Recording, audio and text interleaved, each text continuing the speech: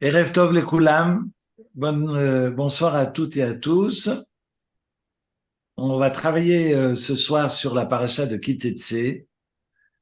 C'est intéressant parce que maintenant qu'il y a le retour des vacances, alors la paracha qui arrive, c'est Ki Tavo. Ki Tavo, c'est si tu viens. Ki Teitzei, c'est si tu sors. Donc maintenant, on a cessé de sortir. Je vous invite à revenir à la maison. La rentrée des classes, Ki Tavo, c'est donc la paracha la semaine prochaine. Mais pour ce soir, nous parlerons de Ki Teitzei, la Milchama, suite au texte sur le sortir en guerre de la fin de Shoftim. C'était la semaine dernière. Et donc ce Shabbat, nous avions lu la paracha de Ki Teitzei, qui est donc la section de la Torah qui comprend le plus de commandements divins.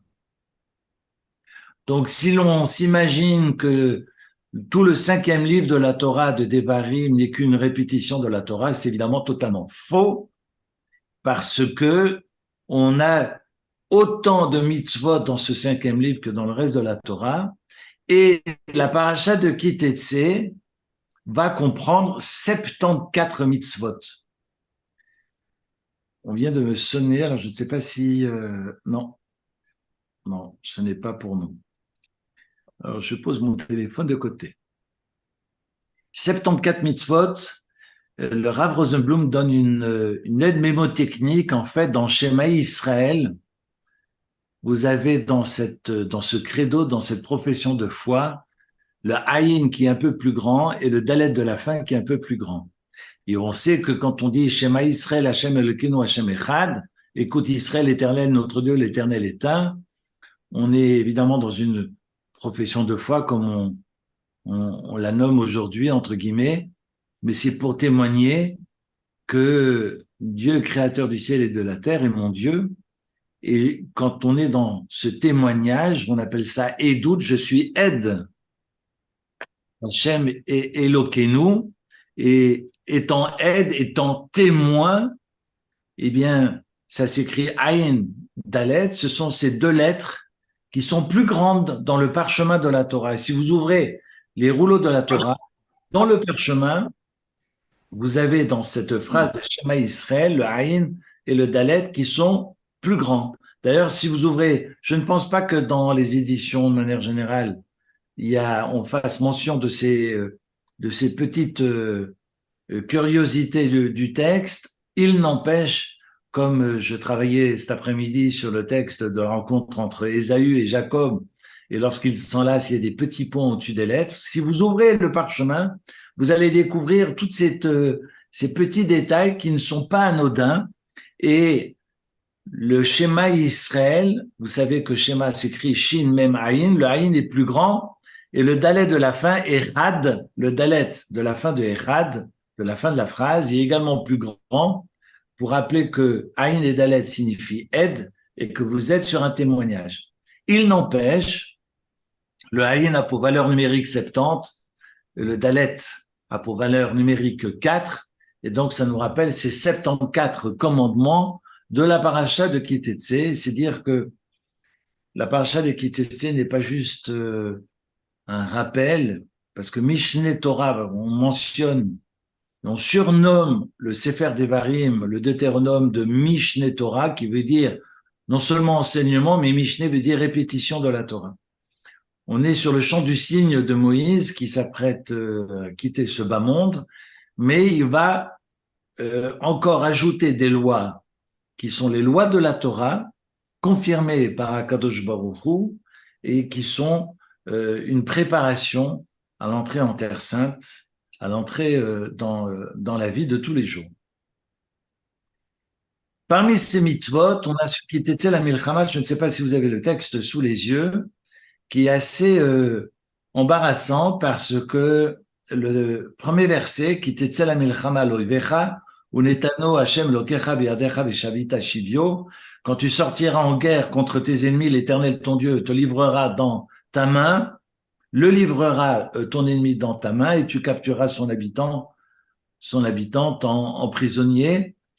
Et c'est intéressant que ce verset mélange le singulier et le pluriel. Parce que c'est marqué al oivecha. D'ailleurs, quand on part en guerre, on part en guerre sur al, pas contre, mais sur. Parce que si tu es en deçà, en effectif, mais même sur le plan qualitatif et même sur le plan moral, tu ne pourras pas vaincre. Donc, bon, le terme, cette préposition al, dessus, par-dessus, est aussi intéressant. Mais j'aimerais juste souligner le fait que oivecha ne signifie pas ton ennemi, mais tes ennemis au pluriel. Et le mot qui va suivre, qui est le sixième mot, 1, 2, 3, 4, 5, 6, le sixième mot, netano, il le livrera, est écrit au singulier. Le verset aurait dû dire, ou netanam, si on parle oivecha, de tes ennemis, le pluriel de oivecha, c'est le et de la fin de oivecha, ce cinquième mot qui mentionne le pluriel. Eh bien, le mot d'après, unetano, Dieu le donne. Le verset aurait dû dire unetanam, il les donne, il les livre. Et là, on est sur un singulier. D'ailleurs, c'est intéressant ce singulier parce que quand on est dans le don, on peut, au-delà de la question de la guerre, mais si c'est un combat avec soi-même, ce que je vais livrer comme, ce que je vais déployer comme effort dans ce combat intérieur, eh bien, Dieu me le rend, raison pour laquelle Unetano est un palindrome, parce que vous avez un mot qui peut se lire dans les deux sens. Vav, nun, tav, nun, vav. Ah ouais, c'est rigolo. Vav, nun, tav, nun, vav, il peut se lire dans les deux sens. Mm. Et on sait que dans la netina, lorsque on donne, lorsqu'on est dans la charité, lorsqu'on est dans la justice, parce que la charité n'est pas un mot dans la Torah, quand on parle de tzedaka, il ne s'agit pas de charité, il s'agit de mettre en application la justice. Être juste, c'est de soutenir les démunis et soutenir celles et ceux qui sont dans le besoin. Unetano, si je donne, Dieu me donne. D'ailleurs, avec Arikoti Lachem, Adbelidai, Dieu me demande euh, de le tester, de le tester, et Dieu me promet, testez-moi. C'est extraordinaire, d'ailleurs, c'est la seule fois dans la Tzedaka où Dieu me dit, ben, tu peux me tester et tu verras si je ne te rends pas par myriade ce que tu donnes. Donc, je t'invite à donner et Dieu me promet de me le rendre. De toute façon, on sait que en hébreu, l'argent se dit zouzim, ça bouge. C'est là pour circuler. Je ne dirais pas ce que Coluche disait. Ça vient, mais quand ça vient, ça va. Mais ça, c'est une blague.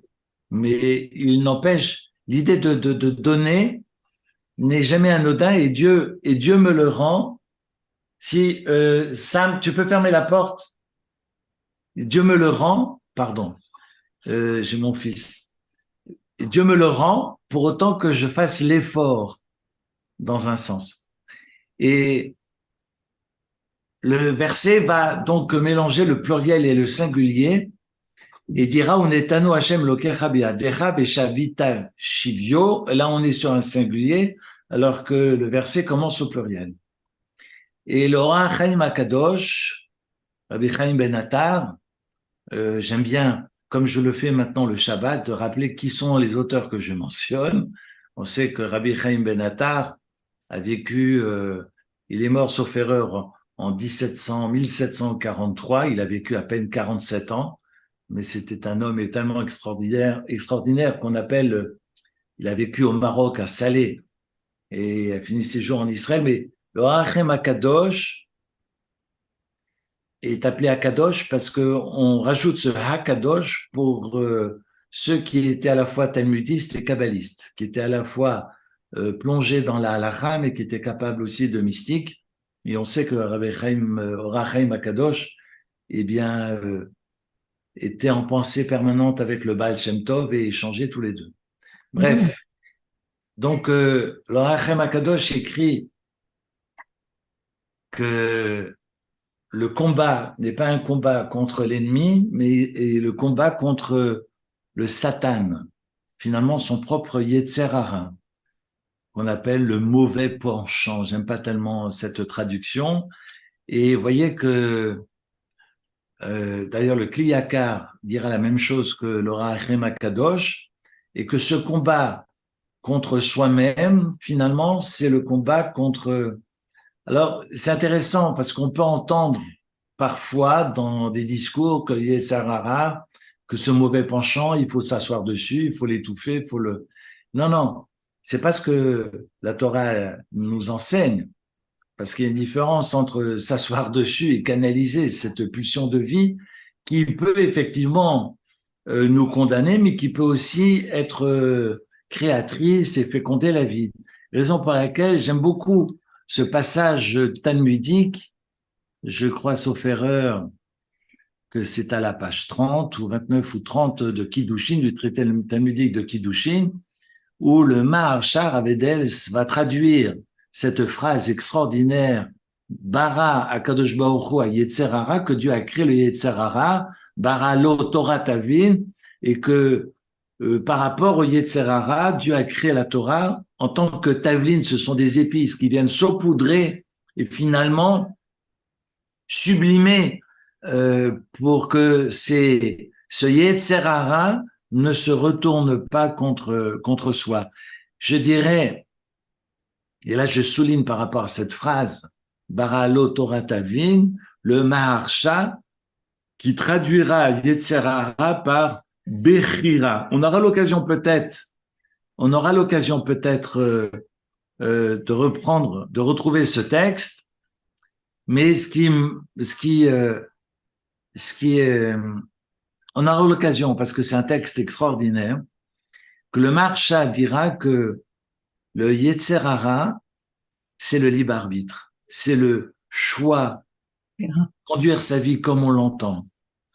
Et finalement, il s'agit de canaliser cette pulsion de vie, de l'orienter et non pas de l'effacer et non pas de l'étouffer. C'est fondamental, cette distinction. Excusez-moi, je vais juste couper le son pour demander à mon voisin de pièce.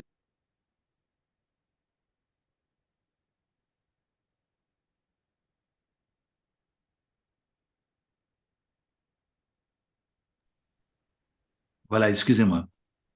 Je communique avec la famille présente. Alors, c'est parce que je m'entends pas. Excusez-moi. J'aimerais donc rappeler, il y a deux passages talmudiques qui mentionnent cette Torah Tavlin, cette Torah en tant qu'épice.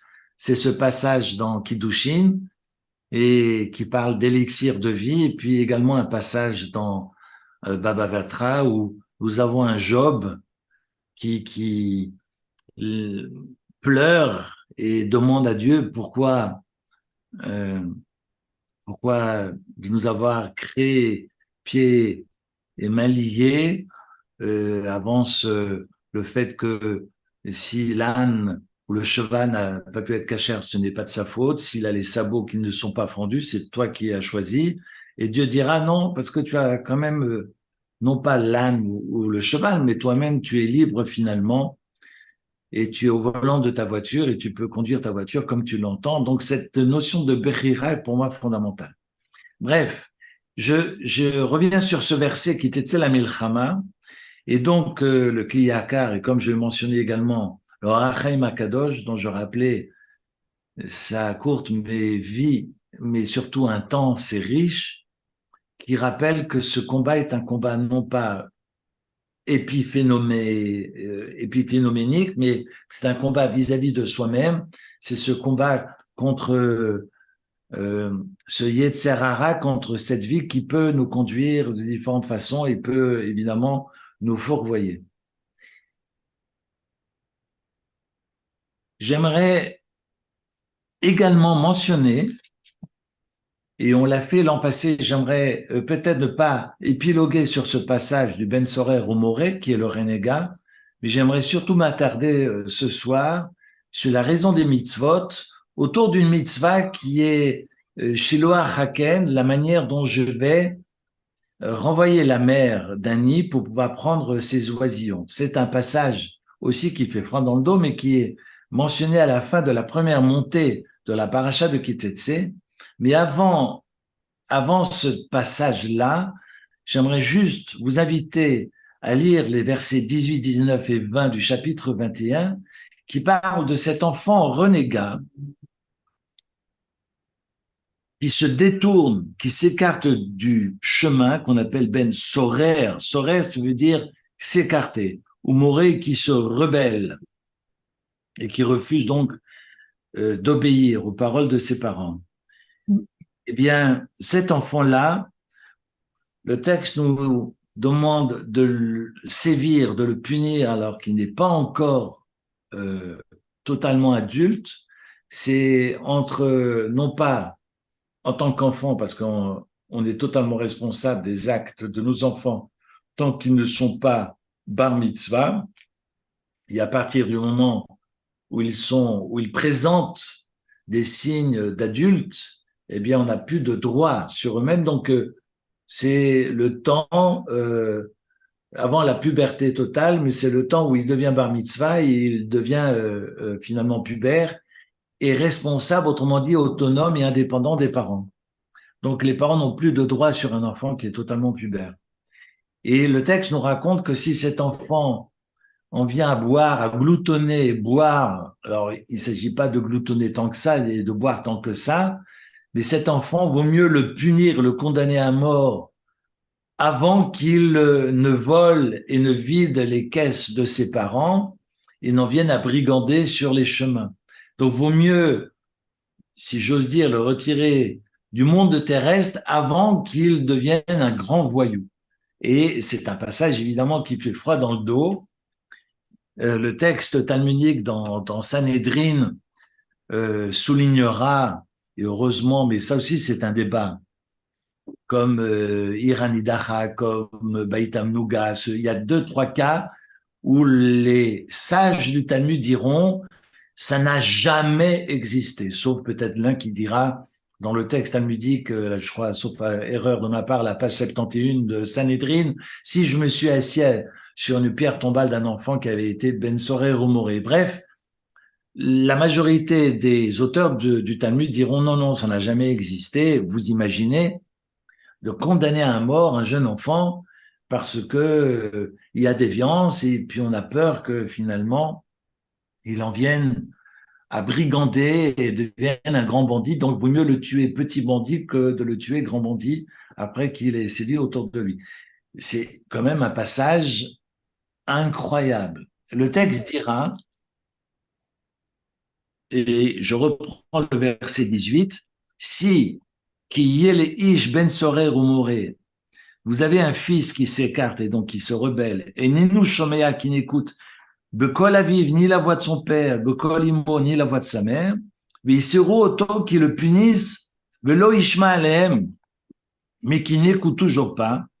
Et le verset 19, ils devront le saisir, son père et sa mère, et l'amener auprès des anciens de la ville, c'est-à-dire des tribunaux rabbiniques, à la porte de son endroit. On sait que Shahar représente le tribunal, et donc c'est marqué, ils diront, notre fils s'écarte et se rebelle, et Nenu Shomea, il n'écoute pas Bekolenu, notre voix, Zolel veut sauver, il gloutonne et il boit. Et c'est curieux d'ailleurs ce que le texte talmudique nous dira sur ce qu'il gloutonne et sur ce qu'il boit. Et puis, on devra le lapider et tous les gens de la ville devront jeter des pierres. Vamet, il mourra, Viartahara, pour que tu élimines donc le mal, Mikirbecha, du milieu de toi, Bekol Israël, Yishmeu, Viraou, et donc tout Israël entendront et craindront et prendront la leçon. Évidemment, j'ai eu l'occasion l'année dernière, j'ai, sauf erreur de ma part, où il y a 2 ans, travaillé plus d'1 heure sur ce passage, à prendre avec des pincettes. Évidemment, il ne faut pas le prendre au pied de la lettre, il faut lire le texte talmudique, le traité de Sanhédrin à cet égard. Que veut dire gloutonner et boire? Que veut dire un enfant qui s'écarte et qui n'écoute pas? Je me souviens que j'avais étudié ce passage-là avec le rabbin Samuel Cohen, de mémoire bénie, pour qui j'avais une immense affection. Et on avait pour habitude tous les Shabbats d'étudier ensemble. Et il avait fait, il m'avait remarqué que c'est un enfant où le texte nous dit Enenu Shomea. Et Enenu Shomea ne veut pas dire qu'il n'écoute pas. Parce que bibliquement, si je devais écrire il n'écoute pas, le texte devrait dire Eno Shomea et pas Enenu Shomea. Eno, ne pas, Shomea écoute. Et là, on est sur le l'ishmoa conjugué au temps présent. Mais Enenu Shomea, ce n'est pas la même chose. Enenu signifie il n'a pas, il ne possède pas. Et Shomea devient finalement le substantif. C'est totalement autre chose que le texte souligne, dira que cet enfant non pas n'écoute pas, mais que l'écoute n'existe pas chez lui. J'ai envie à partir de cette lecture, alors c'est une lecture évidemment, on est d'accord que là on est dans l'interprétation, mais moi ça me fait penser. On sait que l'écoute, la shmia, est le substrat de la religion juive. Je ne crois pas, d'ailleurs, croire en Dieu, ça ne veut absolument rien dire pour moi parce qu'on est sur une évidence à laquelle j'adhère ou je n'adhère pas. Mais revenons sur les mots qu'on utilise au quotidien. Mais je ne crois pas en Dieu parce que j'ai vu, mais je crois en Dieu parce que j'ai entendu. J'ai entendu de mes parents, j'ai entendu de mes maîtres, j'ai entendu à l'école. C'est important que finalement, ce qui fait ce que je suis, c'est de par l'entendement, par l'écoute et non pas par ce que je vois. Raison pour laquelle ce que je vois n'a aucun poids dans la tradition juive. De surcroît, nous ne mettrons pas de statut, nous ne mettrons rien de visible dans nos lieux de culte parce que ce qui doit prévaloir, c'est cela. De plus, si vous ouvrez les textes autour de la loi du talion, si vous ouvrez les textes de la loi du talion, nous évoquons, alors vous savez que dans la loi du talion, le Talmud nous précise que lorsque on m'a cassé la dent, je ne dois pas casser la dent de la personne. Si la personne m'a crevé un œil, je ne vais pas crever l'œil de l'autre. Ça, c'est la traduction de la rue. C'est pas ça la loi du talion. Dans la Torah, il faut réparer à 5 niveaux, vu que c'est marqué ayin tachat ayin. Donc tachat veut dire sous œil. Mais si je reprends les lettres qui a sous les lettres ayin, yud et nun, qui forment le mot œil, ayin, on a les lettres kesef, le kaf, le samer et le p. Autrement dit, c'est l'argent qui viendra réparer le malheur survenu. Donc, je dois réparer à 5 niveaux, je dois payer le soin, je dois payer le manquement, je dois payer les RTT, je dois payer l'hôpital, je dois payer le chômage que ça a entraîné, etc. Et donc le Talmud va expliquer, on est dans le traité talmudique de Baba Kama, la Gemara, le Talmud va nous expliquer comment je vais réparer et va très très bien proposer différentes lectures autour, à l'endroit de cette loi du talion pour que nous puissions comprendre que signifie ce tachat, que veut dire ce sous œil, et pas œil pour œil. Maintenant, quand vous relisez la loi du talion, on parle d'œil, on parle de dents, on parle de main, on parle de pied, yad tachat yad, regel tachat regel. Curieusement, le texte ne parle pas d'oreille. Il n'y a pas de ozen tachat ozen. Ozen, c'est l'oreille en hébreu. Et nos sages nous enseignent que finalement, lorsque je rends sourd quelqu'un, eh bien, ce n'est pas l'ouïe que je dois recouvrer, parce que si c'est pas possible, mais ce n'est pas l'ouïe que je dois payer, entre guillemets, mais c'est toute la personne que je dois payer. Autrement dit, si je retire l'ouïe à quelqu'un, ce sens auditif est perdu, c'est comme si j'avais assassiné la personne. Parce que si je l'isole du monde, je la tue. Alors j'extrapole un commentaire de Rashi sur le traité talmudique de Baba Kama, mais volontairement, parce que Rashi nous dit, s'il a perdu l'ouïe, c'est comme s'il était mort, entre guillemets, parce que j'ai dit ça une fois à quelqu'un qui avait un proche qui n'entendait pas et qui l'a mal reçu. Alors évidemment, entre guillemets, on s'entend. Je dis pas que c'est plus facile de ne rien voir. Je rentre pas évidemment dans ce débat, mais ce que j'aimerais peut-être avancer, c'est l'idée que lorsque je n'entends pas, je me retrouve isolé du monde alentour. Et il y a quelque chose de l'ordre. Il y a de la non-vie dans cet isolement. Il y a quelque chose de l'ordre de la mort. Parce que lorsque je ne suis plus en lien, je ne suis plus dans la vie. Si pour moi la vie, c'est la relation, comment je peux être en relation, comment je peux être en lien si je suis isolé? Vous allez me dire, mais on a besoin de temps en temps de s'isoler. Alors je dis, attention, ne confondons pas la solitude et l'isolement. Ce sont deux choses totalement différentes. La solitude, on en a besoin, moi le premier. Donc, on a tous besoin, de temps en temps, de baisser le rideau et de se ressourcer parce qu'on a besoin de cette énergie pour plonger à nouveau dans la vie. Mais ce n'est pas de cette solitude dont je parle. L'isolement, et je radote parce que c'est un discours que je tiens très souvent là où je travaille, l'isolement est une solitude forcée. Et là, je ne décide pas d'être seul, je me retrouve seul. Je n'ai plus de famille, je n'ai plus, les enfants sont partis, mes amis ne sont plus. Je me retrouve seul et imaginez pendant la période du Covid ce que cela représentait. La maladie a tué, mais l'isolement a aussi tué.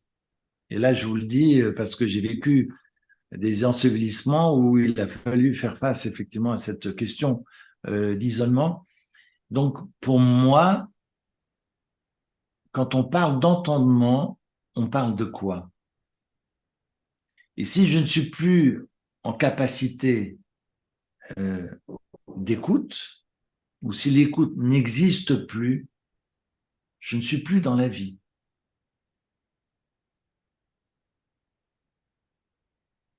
Je ne dis pas de manquer d'empathie, parce qu'évidemment, ça peut arriver d'être face à quelqu'un qui n'a pas d'empathie. Ça peut arriver, hein. Ça existe. Mais je parle pas de ça. Hein.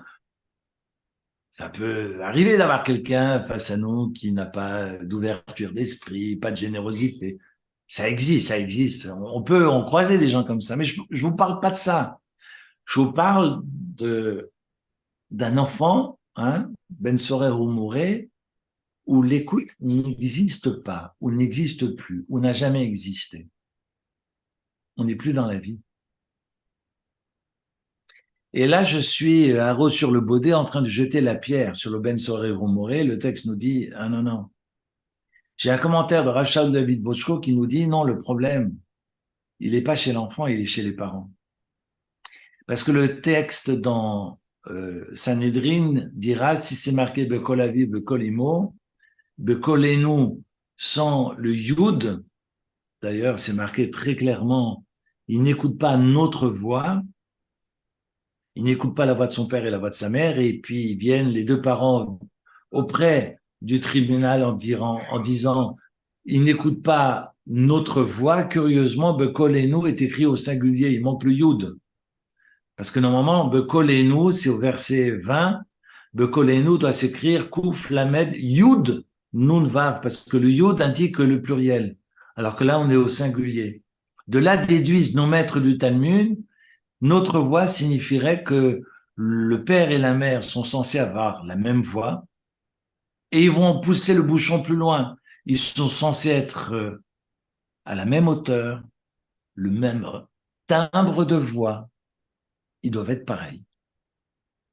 Au grand sacrilège, un enfant qui n'écoute pas deux parents qui ont la même voix, la même taille, le même timbre de voix, j'allais dire même physiquement, qui se ressentent comme deux gouttes d'eau. Est-ce qu'on ferait haro sur le baudet sur finalement l'enfant? Eh ben, Rav Shaul Levi Boshko dit non, le problème, il n'est pas chez l'enfant, il est chez les parents. Parce que si deux parents sont exactement pareils, eh ben, ça ne peut pas féconder la vie. Deux parents qui sont identiques ne peuvent pas féconder la vie. Le texte nous enseigne au 2e chapitre de la Genèse, Dieu dit, je vais créer une conjointe pour Adam, et Dieu dit, Ezer Kenegdo, une aide contre lui. Cela signifie qu'on a deux êtres dissemblables qui font un bout de chemin ensemble, c'est ce qu'on appelle aujourd'hui le mariage. C'est ce qu'on appelait aussi à l'époque le mariage. Mais le mariage, ce sont non pas deux forces contraires, mais ce sont deux identités qui font un bout de chemin ensemble, pas pour faire un, mais pour être à deux ensemble. Et là, on féconde la vie. Mais si ce sont deux êtres qui sont totalement à l'identique, on est sur une création stérile. Et donc, s'il y a une voix unique qui émane des parents, qui est monotone, monocorde, même sur le plan physique, eh ben, on peut pas évidemment s'étonner que le fils, eh ben, le seul avenir, c'est d'être conforme aux parents et il peut pas prendre le parti de choisir une autre voie que celle qui émane des parents. Et donc, ça ne peut pas être vivant. Et finalement, le Rav Shaul David Boshko écrit magnifiquement que les voix des parents sont belles lorsqu'elles sont capables de s'unir parce qu'elles sont différentes. Et c'est ça, Ezer Kenegdo, une aide comme contre lui. Et c'est parce que ce sont deux voix qui ne se ressemblent pas et qui font chemin ensemble qui permettent finalement la création d'un être qui choisira sa voie, Vedavak Beishto, et tracera son chemin, qui ne sera pas forcément du clonage et une imitation de l'un ou de l'autre. Là, il s'agit de la même voix. Le texte talmudique, ça vaut la peine, si vous avez une traduction française, de retrouver ce passage, c'est en page 71 ou 72 de Sanhédrin, où l'on évoque finalement cette ressemblance et qui ne peut pas permettre la vie. Ça, je vais poursuivre. Le Ben Sorer Rumoré, sauf erreur de ma part, c'est une explication sur laquelle on avait pris le temps l'an passé ou il y a 2 ans. Et ce que j'aimerais reprendre avec vous, c'est qui carré Kansipor.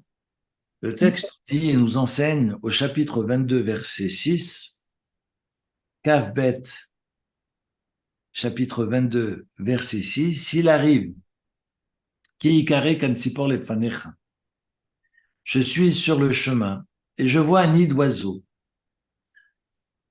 Sur le chemin, même le chemin, ou bien becholetz, ou sur un arbre, et que dans ce nid, je vois des œufs, efrochim, ou des oisillons, ou betsim, ou des œufs, va em rovetzet, que la mère et couve à la efrochim sur ses oisillons, ou à la betsim, ou sur ses œufs, lotika chaem à la banim, ne prend pas la mère sur les enfants, shaleach te shalach et taem, renvoie la mère, shaleach te shalach et taem, va banim tikach lach, et les enfants, tu pourras les prendre, les manitavlach, varach tayamim, afin que tes jours se rallongent, soient bons pour toi.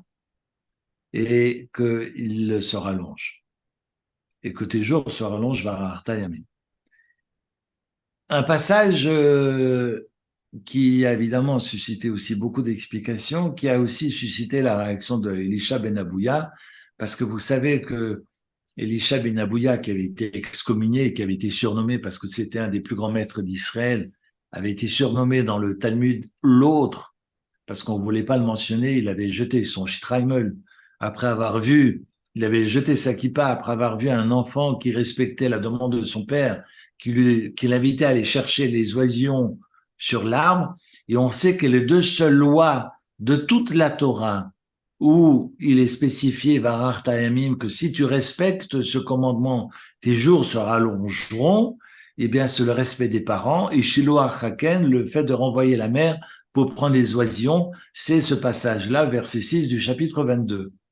Les deux seules lois où il est marqué en toutes lettres noir sur blanc, varar tayamim et tes jours se rallongeront. Comment se fait-il que cet enfant qui va écouter son père lui a demandé de monter sur l'arbre chercher ses œufs ou ses oisillons, tombe de l'arbre et se tue, alors qu'il respectait deux lois où ce sont les seules et uniques lois où on parle de rallonger les jours. Alors le texte dira, non, ce ne sont pas ces jours ici-bas, ce sont ces jours là-haut.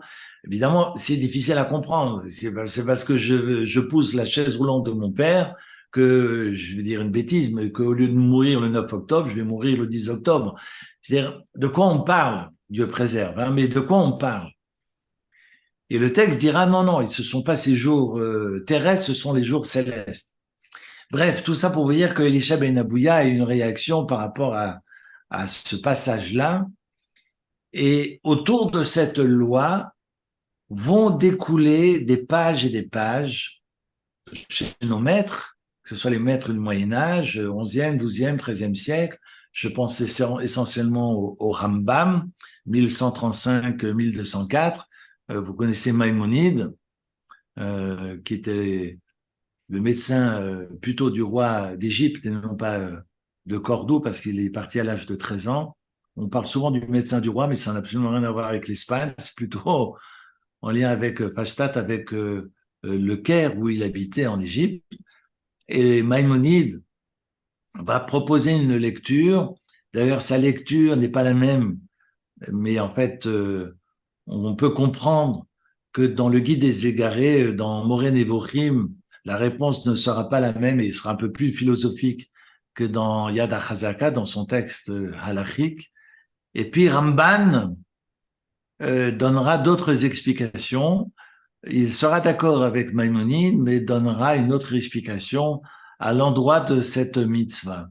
Et au-delà, je pensais surtout au Sefer Achinour. Vous savez, évidemment, je vais donner quelques explications de Maïmonide parce que je pense que Maïmonide est important à lire dans le texte autour de Kei Karé, mais sachez que nos maîtres ont beaucoup écrit sur ce qu'on appelle les ta'ameh ha-mitzvot.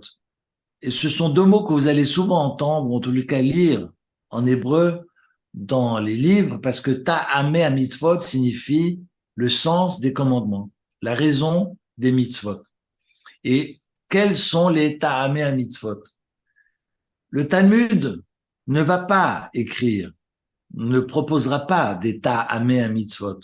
On aura plus de ta'ameh ha-mitzvot dans les textes qui suivront le Talmud, chez ce qu'on appelle les rishonim, les commentaires depuis le Moyen-Âge jusqu'au XVIe siècle, dont Maïmonide, que je vais vous proposer maintenant, et également le Sefer Achinour, que vous connaissez en français, qui s'appelle le Livre des Commandements, qui avait été traduit par un cousin de mon père, Robert Samuel. Mais en fait, le Sefer Achinour, son auteur est en fait tout simplement l'élève du Ramban, de Nachmanide, du Rashba, Aderet, qui est en fait un auteur qui a vécu en Espagne, à Barcelone précisément, et qui a écrit un livre pour répertorier toutes les lois de la Torah dans l'ordre d'apparition dans le texte de la Torah. Ce qu'aucun autre a fait jusque-là. Le Sefer Achinour, qui avait qu'un seul enfant d'ailleurs, il avait un seul fils, un fils unique, Et il a voulu, puisque c'était j'allais dire, une puissance de feu, et il était en mesure, finalement, de répertorier les 613 commandements et d'apporter une explication pour que son fils ait une éducation. Livre de l'éducation ou livre de l'inauguration. C'est Sefer HaChinuch, qu'on traduit, que vous retrouvez chez vos libraires, qui s'appelle le livre des commandements. Et en fait, cet auteur date du XIIIe siècle et a vécu en Espagne, à Barcelone, et va écrire énormément, au moins 3-4 pages, dans son commentaire sur cette mitzvah, qui ikare kan sipor lefanecha. Lorsque tu trouveras un nid sur ton chemin. Pourquoi je dois chasser la mer? Pourquoi je dois chasser la mer pour prendre des enfants? Évidemment, tout le monde, d'emblée, dira, bah, c'est parce que c'est cruel. Alors, je vais vous lire Maïmonide. Je vais vous lire Maïmonide. Évidemment, ça reprend un passage magnifique du Talmud dans Brachot, dans le traité talmudique de Brachot, qui explique les lois de la prière. Eh bien, Maïmonide dira très clairement, on est sur, alors c'est pas traduit en français, mais je pense que Maïmonide, on trouve des textes de Maïmonide en français, on est sur les lois de la prière, chapitre 9. Et Maïmonide écrit, celui qui dit, Mi sherichem al kansipor sheluikachem al abanim, yirachem alenu. Le Chazan, le ministre officiant, qui conduit la prière des supplications, comme on le fait tous les matins, comme je l'ai fait ce matin. On est dans les tachanonim, on est dans les supplications, et puis ici je dis, eh bien que Dieu soit miséricordieux avec nous comme il l'a été, comme il l'est avec ces oisillons dont j'ai l'obligation de chasser la mer pour pouvoir les prendre, eh bien qu'il soit merachem, qu'il soit également miséricordieux à notre égard, mais shatkinoto. Maïmonide nous dit, un chazan comme ça, faites-le taire, mais shatkinoto. Pourquoi? Extraordinaire. Parce que ces mitzvot, ce sont des décrets. Ce sont des décrets du roi, Xerat HaMelech. Mais Enan Rachamin n'ont absolument rien à voir avec la miséricorde. Pourquoi? Mais Dieu est miséricordieux. Non, Maïmonide nous dit arrêtez de tout mélanger. C'est pas parce que Dieu est miséricordieux que Dieu nous demande de chasser la mer. Chez Ilou Ayou Mipne Rachamim, parce que si les lois ont été ordonnées à cause de Rachamim, à cause de cette miséricorde, Loïtir Lanu Shrita Kolika, Dieu n'aurait jamais autorisé qu'on abatte des animaux pour les manger. Magnifique. Parce que si effectivement c'est une question de miséricorde, alors de quel droit puis-je manger des animaux? C'est pas pour rien qu'on a un passage dans le traité talmudique de Psachim où on nous enseigne que ne mange les animaux que les tzadikim. Je vous rassure, vous avez le droit de manger, mais de la viande. Mais il y a un passage talmudique qui nous dit il n'y a que les justes qui ne pêchent jamais, qui peuvent manger de la viande. Et de quel droit ai-je un pouvoir sur une créature vivante pour la manger?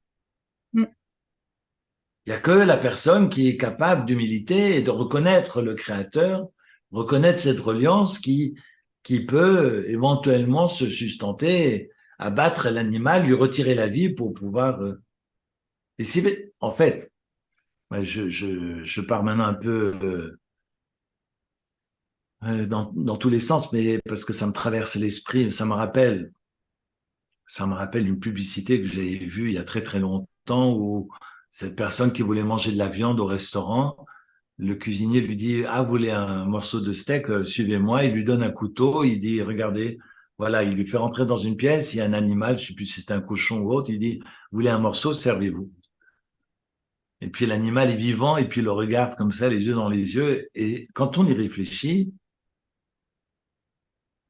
Vous allez me dire, quoi, les vaches ont moins d'émotions, et les vaches, on peut les abattre, mais je tue une moustique, parce qu'elle est petite, que je peux l'écraser. C'est vrai que c'est difficile d'écraser un taureau, mais non, mais je veux dire, c'est comme ceux qui, enfin, je vous parle pas de ces arènes où on tue des animaux pour plaisir du spectacle, mais le Rambam pose la question, qu'est-ce qu'on fait là? Qu'est-ce qu'on est en train de faire? Alors j'ai repris le texte du Sefer HaChinuch et je vous lis quelques passages, je vais essayer de vous les traduire.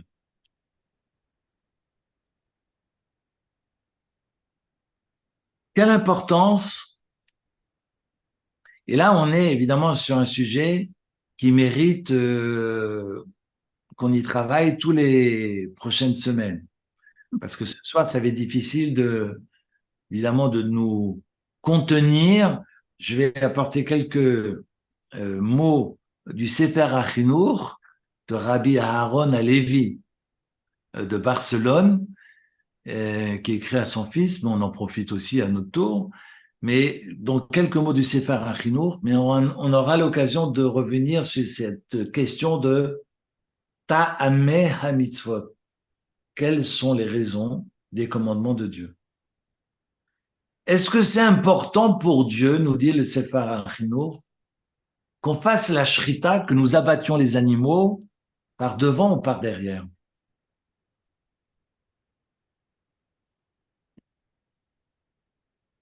Qu'on passe le couteau par ici ou par là, ça change quoi pour Dieu? Est-ce que le bon Dieu, je dis le bon Dieu en français, sinon je dis Akadosh Baruch Hu, parce que mon père ne supportait pas que je dise Dieu. Euh, Est-ce que le bon Dieu a besoin de la lumière de ma Hanoukia? Est-ce que le bon Dieu a besoin de la lumière de mes Nérot de Shabbat? Est-ce que le bon Dieu a besoin, comme dit Jérémie, est-ce que le bon Dieu a besoin de la chair, de mes korbanot, de mes sacrifices? Ben non. Est-ce que le bon Dieu a besoin de cette odeur des bessamim, des aromates? Bien sûr que non. Mais quand il nous demande de nous souvenir de la sortie d'Égypte, de nous souvenir des miracles, de nous souvenir de Maaseh Bereshit, de la création du monde, c'est pour que nous puissions reconnaître finalement où est la vérité et qu'on puisse finalement reconnaître les bienfaits et profiter de ces bénédictions. Alors ça veut dire quoi? Ça veut dire quoi? Alors c'est une discussion qu'il y a entre Maïmonide et Nachmanide. Est-ce que c'est pour combattre la cruauté de l'homme ou pas? Mais si je parle de combattre la cruauté de l'homme, évidemment qu'on recherche Rachamim, et que Dieu, évidemment, merachem, parce que je dois être rachum, parce que Dieu est rachum. Je dois être hanoun, parce que Dieu est hanoun. Évidemment, le texte nous le dit très clairement. Je dois être soucieux des êtres qui m'entourent, parce que Dieu est soucieux. Et si je suis, comme nous l'enseigne le Talmud, dans l'imitation de Dieu, ben comment j'imite Dieu? En mangeant cachère, peut-être, mais sûrement en étant rachum. Parce que Dieu est miséricordieux, alors je dois à mon tour être rachum de celles et ceux qui m'entourent. Je dois être soucieux et rechercher activement le bien d'autrui sans attendre de retour, parce que Dieu est également soucieux, et je l'apprends du fait que Dieu va vêtir, Adam Arishon, Adam et Chava, et donc je dois vêtir ceux qui n'ont rien, et je dois également rendre visite comme Dieu a rendu visite à Abraham, le bon Dieu a rendu visite à Abraham lors de sa circoncision. Je dois également rendre visite aux personnes malades. Je dois également aller auprès de ceux qui sont dans le deuil, on le voit dans ce passage avec Yitzhak. Je dois également accompagner les personnes dans leur dernière demeure, comme le bon Dieu l'a fait avec Moshe Rabbeinu, parce que personne ne l'a enterré, c'est le bon Dieu lui-même, Beikbor Oto, c'est marqué à la fin de Zot Abracha du Deutéronome que c'est Dieu qui va enterrer Moshe Rabbeinu et donc il nous apprend à nous conduire. C'est ce comportement où je dois apprendre en voyant ces passages de la Torah qui sont mentionnés, qu'on va retrouver dans le texte talmudique, comment j'imite Dieu finalement en étant bon à mon tour. Donc évidemment que cette bonté, que cette miséricorde transpire dans le texte. Mais Dieu ne me demande pas d'rachamim vis-à-vis de l'animal, parce que si je suis réellement rachamim vis-à-vis de l'animal, pourquoi aurais-je le droit de le manger? Donc c'est pas tant le rapport à l'animal qui importe. Et ça, faut le retirer de la tête. C'est ce que le Rambam, c'est ce que Maïmonide souligne. C'est pas tant le rapport à l'animal que le rapport à soi-même. C'est nous éduquer nous. C'est pas de réfléchir sur le rapport, c'est comme le regard que je porte sur l'animal, parce que on est dans l'hypocrisie totale. Comme Jérémie qui dira arrêtez vos sacrifices, arrêtez vos singeries, vos simagrées, parce que vous pensez que vous allez prier au temple en apportant tous ces corbanotes, mais Dieu finalement ne s'intéresse pas. Enfin, si vous êtes là uniquement dans ces simagrées pouvoir manger de la viande, alors bouffez-en. C'est pas moi qui le dis, hein, c'est le prophète. Mais bouffez-la, cette viande. Mais arrêtez de passer par le temple pour vouloir la bouffer. Là, on est sur des singeries. Arrêtez cette hypocrisie. Tout ça pour manger de la viande. Donc, arrêtez vos corbanotes, arrêtez vos sacrifices, arrêtez vos cultes qui viennent finalement, ce sont ces caches-misères qui viennent finalement cacher vos pulsions et vos envies de chair, dans tous les sens du terme. Et le texte nous dira très clairement, c'est le Sefer HaChinour qui l'écrit, que ce que le bon Dieu recherche, non pas qu'on ait pitié des animaux, donc c'est pas tant la pitié à l'égard des bêtes qui importe, que le souci de nous éduquer, de développer nos midot, c'est-à-dire nos qualités de cœur. Et c'est ça que le Sefer HaChinour souligne fortement, de développer les qualités des hommes et de faire donc œuvrer les actes des hommes avec droiture, en étant ce qu'on appelle yachar.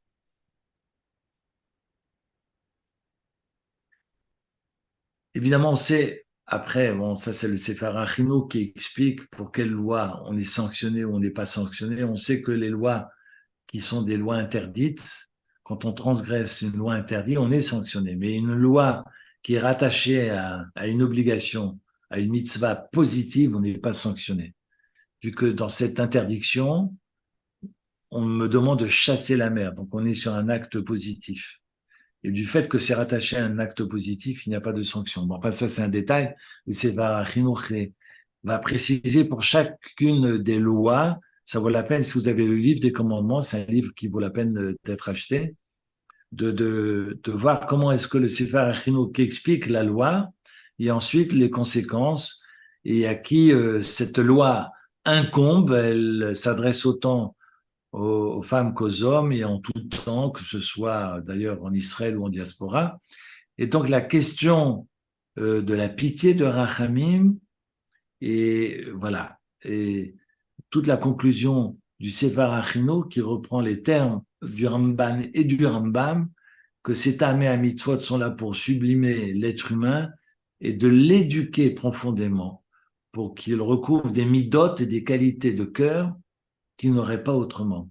Donc c'est pas tant son regard qui porte sur l'animal qui est important, mais son être et la manière dont il travaille ses midotes pour pouvoir évidemment s'élever et trouver du sens. Donc voilà pour ces Tamei Mitzvot. On peut reprendre cela en long, en large et en travers parce que, évidemment, ça va nous coller à la peau sur les parachutes qui vont suivre, qui sont riches, riches, riches. On a cette paracha de Kitavo qui arrive. On parle de toutes les remontrances et toutes les sanctions qu'on a déjà vécues, mais c'est la paracha de samedi prochain. Autrement dit, je vous souhaite une excellente soirée et puis je vous Merci. retrouve avec joie lundi prochain, même heure, même fréquence, comme on dit sur RTL. Toda rabba. Merci beaucoup, Eric. Merci. Bonne soirée. Merci. Merci Merci beaucoup. Bonne soirée. Merci infiniment. Merci Eric, merci beaucoup. Bonne Bonne soirée. Bonne soirée à tout le monde. Merci Shabbat beaucoup. tov. Shabbat tov. Eric, j'avais juste une petite question. Et En rapport avec le fait de manger de la viande, il y a toujours un passage qui m'a troublée. C'était quand Dieu dit au serpent, tu te nourriras de la poussière de la terre. Et moi, ce que je me disais, c'est que, en fait, nous, êtres humains, et puis la plupart des animaux aussi, se nourrissent de la poussière de la terre. Parce que la viande elle-même, hein, vous êtes poussière et vous vous retournez à la poussière, hein. Et du coup, on se nourrit de la mort, hein, quelque part, hein. On tue un animal ou même quand on prend un légume, un poireau, on tue aussi le poireau quelque part, hein. ouais. Voilà, et moi, ça m'a toujours troublé. Non, j'entends, mais on a besoin de se nourrir. Oui, oui, mais pourquoi est-ce qu'on doit se nourrir de mort? On retrouve des protéines dans des légumineuses, mais on retrouve des protéines également dans la chair. Donc, évidemment, parce que Dieu ne nous empêche pas de profiter de ce bas monde, mais il nous demande d'en profiter d'une certaine manière. Dieu n'attend pas des êtres humains qu'on devienne des ascètes, hein. Dieu n'attend pas des êtres humains qui deviennent des anges ou des ascètes, mais on peut profiter du monde terrestre. Alors l'idée de la mort dans les aliments, je souscris pas totalement, mais j'ai envie de dire que on est des êtres humains avec des hauts, des bas, avec des qualités et des défauts, et que la Torah est là, comme je disais tout à l'heure, Baralo Torah Tavin, que la Torah est là justement pour épicer ce chemin et de l'orienter, orientation. Je sais pas si quand on s'oriente, on va à Sion forcément, mais en tous les cas, on donne les moyens de donner du sens à ce chemin. Donc, la Torah n'attend pas qu'on devienne des nésirs, qu'on soit dans l'abstinence, mais qu'on puisse orienter la vie, orienter cette pulsion qui peut être dangereuse si elle n'est pas canalisée. Mais il ne s'agit pas d'étouffer cette pulsion de vie, parce qu'elle nous permet aussi de créer et de participer à l'œuvre divine, de parachever et sublimer ce bas monde. Maintenant, j'ai besoin de ces outils, et la Torah est là pour cela. Donc, je ne pense pas que j'exagère, mais je ne pense pas qu'on mange la mort, mais qu'on est ici-bas, que Dieu nous met à disposition un monde extraordinaire, mais je peux en profiter, mais pas n'importe comment, n'importe quoi. Et la Torah me donne les mitzvot pour pouvoir donner du sens à tout cela. Justement, sublimer le monde dans lequel je suis. Et c'est ainsi que je m'élève. Merci. Merci Eric. Merci. Merci de tout. Merci beaucoup. Merci. Merci beaucoup. Merci, bonne soirée. Bonne soirée, merci.